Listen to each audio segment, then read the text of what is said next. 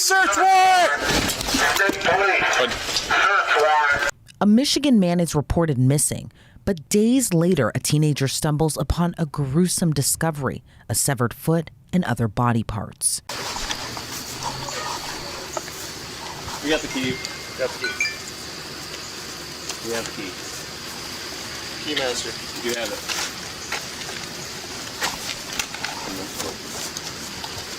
Ready? Yep.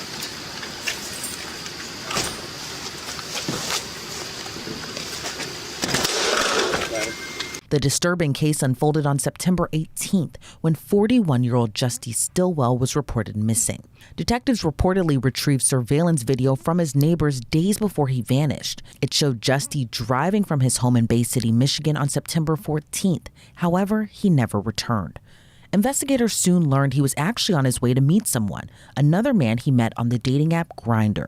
But Justy would end up having a fatal encounter when meeting his date. Unknown to his loved ones at the time, they seemingly worried when he didn't show up to work on September 18th and reported him missing. On the same day, a horrific discovery was made along the shoreline of a local river. That's where a teenager reportedly spotted a foot and more severed body parts, including arms and legs in the Saginaw River, that were confirmed to be the body of Justy Stillwell. Detectives learned in their investigation through Justy's friend he was going to meet a user on the dating app under the handle Board. Authorities tracked the so-called Board's location to the home of another Bay City man, 40-year-old Robert Tweedley Jr. In body cam video obtained by Law and Crime, it shows police arriving to Tweedley's home on September 25th, armed in tactical gear to execute a search warrant.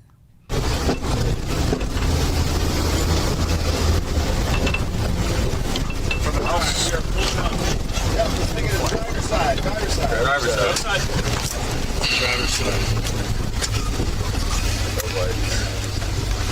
No car in the street. There's a Mustang in the drive. Lights can't ring.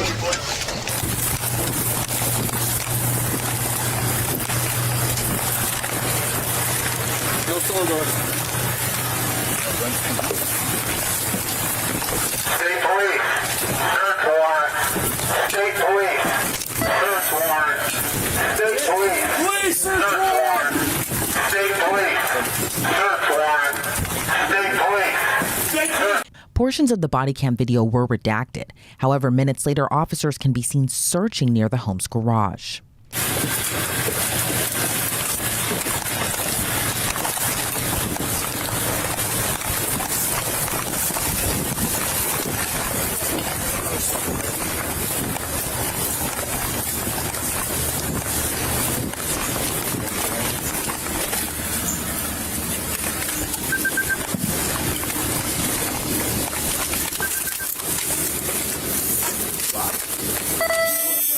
Nope. They said they had a key. Do they have a key? Yeah, they supposed to have a key.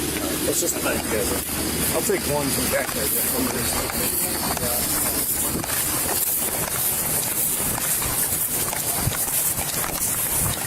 Good. We got the key.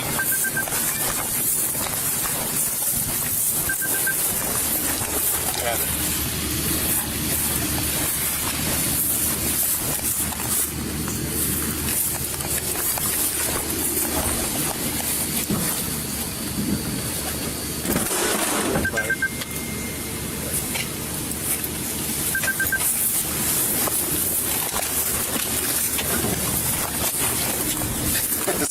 Like the man here and everyone was stacked up there and one guy here.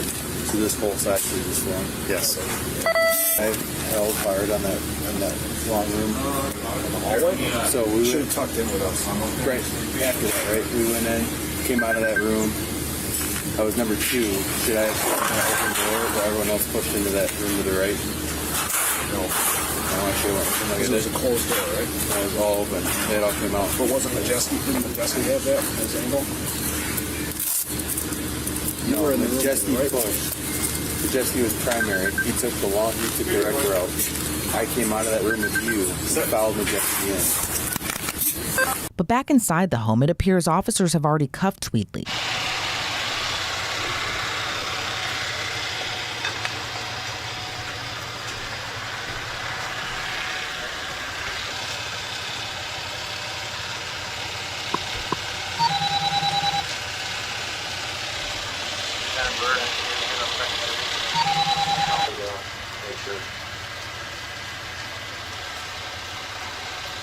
think we're good all the way back. It's just Go the to the back, just there? yeah, just the basement.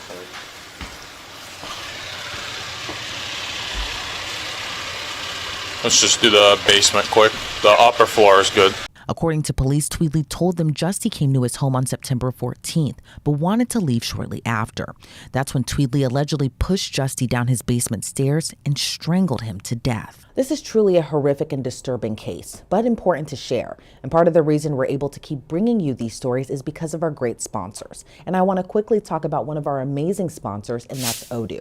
I'm sure a lot of you watching this might be business owners or thinking about starting a side hustle. Well, Odoo can help.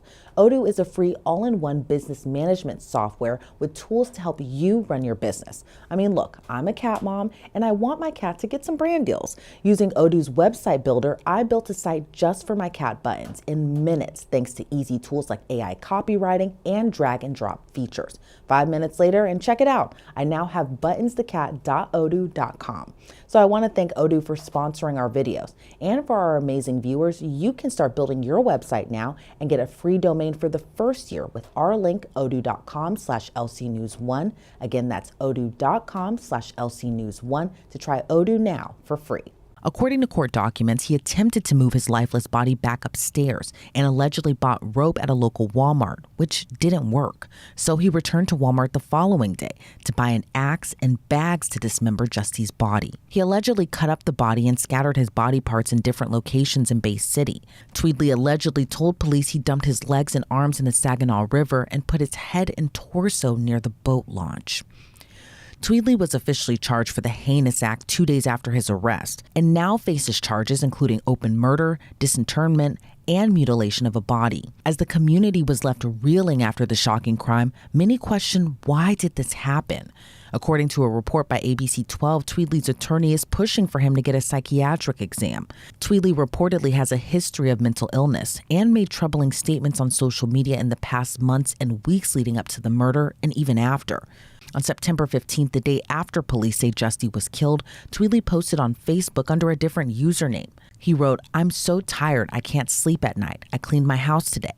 I got back on a cleaning kick. Just wish I had the right cleaning supplies, LOL." He even reportedly made posts he was considering taking his own life. 2 days before his arrest, he wrote on social media, "Turning my life over to God." While the process to determine if Tweedley is competent enough to stand trial could take weeks, he remains behind bars in the Bay County Jail. Let's bring on retired FBI Colin Schmidt to break down this case even further. Colin, it's so great to see you. You know, this case is disturbing on so many levels. A man meets another man through a dating app, goes over to meet him, really murders his date in his own home. Allegedly, excuse me. What is your reaction to this case? Well, it sounds like this person that was on the Grinder app that got the perpetrator was looking for a victim. Looks like he found somebody that was very vulnerable, and then probably thought that he could get away with it because this person didn't necessarily have a lot of family members or a lot of connection to the community. Then obviously this thing, went sideways very quickly, and then it was a horrific end to this person's life. And do you think that the defendant in this case was using the app as a way to kind of hunt for victims in a way? Well, I think that that level of violence shows me that this may have happened again. To do something that horrific shows a level of comfort with the way he attacked that victim. So, in terms of law enforcement, I'm sure they're looking at his phones and his background and everything else in his history to see if there's any other victims out there, especially the Grinder app, and looking at his activity on that app as far as who else has he had interactions with. And it's not enough just to murder Justy Stillwell. He allegedly dismembered his body and scattered the pieces in different areas, which is just horrific. In your experience, what's the process like investigating a dismemberment case as opposed to just a regular murder case? Well, it's basically common sense. I mean, you have to gather all the pieces together, literally, to make sure they're all part of the same body or crime scene. And then the fact that he did this demonstrates to me that he was He claimed that it was because he couldn't move the body, but I think it's more that he got some sort of perverse pleasure out of doing this to this poor person. And then, of course, like I said, the law enforcement is going to have to gather all the pieces of evidence together and then test, make sure they're all part of the same crime scene, and then from there go on to the next level in terms of each piece. Unfortunately, the way it is what it is. They'll try to find evidence off of that links the body or the pieces back to the person that did this crime. And strangulating someone or choking someone to death seems like such a personal crime. But from what we know right now, that evening was the first time that they had actually met. What's your reaction to the defendant in this case allegedly choking the victim to death as opposed to, where we normally see like a shooting death or something a little less personal? Well, that kind of method of killing somebody indicates a very emotional connection and a level of violence and emotional from two perspectives. Number one, either anger or from the perspective of he was getting some sort of positive feedback per se in his own mind from doing that to this victim. So for him to be that close and personal, it tells me number one that there was some sort of he was getting some sort of perverse pleasure out of this, and secondly, he was very comfortable with the way he was doing this, which would indicate to me that there's possibly other victims out there. And a friend of the victim had alerted investigators. He went to meet up with what we now know as the user on the dating app under the handle Board. And then they tracked down Board to his location, Board being the defendant in this case. What all goes into retrieving cell phone data in cases like this? And do you think it helped investigators because Grindr does share users' locations? Well, I think that's exactly what they did. The law enforcement has gotten very sophisticated with using cell phones and these apps, and as well as that, the apps have also gotten very sophisticated with interacting with law enforcement to give them the information they're looking for. But it may have just been a matter of getting the person's cell phone, firing up the Grinder app, and then just seeing where the location points are. But the other thing is, excuse me, they may have got the victim's cell phone and pulled the location data off of that, and then they could go ahead and track it back to the perpetrator's house. And then, of course, the next step would be once they get the perpetrator in custody, they're going to get his phone, and they're going to look at what's going on there, and certainly going to look at his Grinder activity. And police didn't just go to Tweedley's home and arrest him. They were armed with tactical gear. Talk to me about how authorities determine if they're going to go that route and what all kind of goes into that process as opposed to kind of just walking up with two detectives and placing the suspect in cuffs. Well, I think it's a matter of because of the violence that they suspected, the fact that there was a dismembered body. Automatically, the law enforcement officers are going to take all precautions to protect themselves, and also give that impression or give that make sure the person on the other side understands that they mean business, so they don't do anything stupid in terms of pulling out a weapon or try to flee. And so I think the law enforcement officers did it exactly right. They went in with a tactical team, got him in custody quietly and quickly, and then most importantly, they did it safely. And secondly, they were able to preserve all the evidence that was in that house. And do you see this case going to trial? And if so, how important will the evidence be in this case? I don't see it going to trial because the evidence is so overwhelming. Unless they opt for, I don't know if there's a death penalty in this particular jurisdiction. If that's the case, then the bad guy wouldn't have any reason not to go to trial. But in terms of the case itself or the trial, the evidence appears to be overwhelming against him. And then it's going to come right back to that location data on the two phones, as well as the Grinder app that's going to basically sink this guy as far as being the bad guy. And most likely, they got a confession from him because it sounds like he didn't have a lot of interaction or experience with law enforcement. So he wasn't prepared to stand up to questioning from detectives.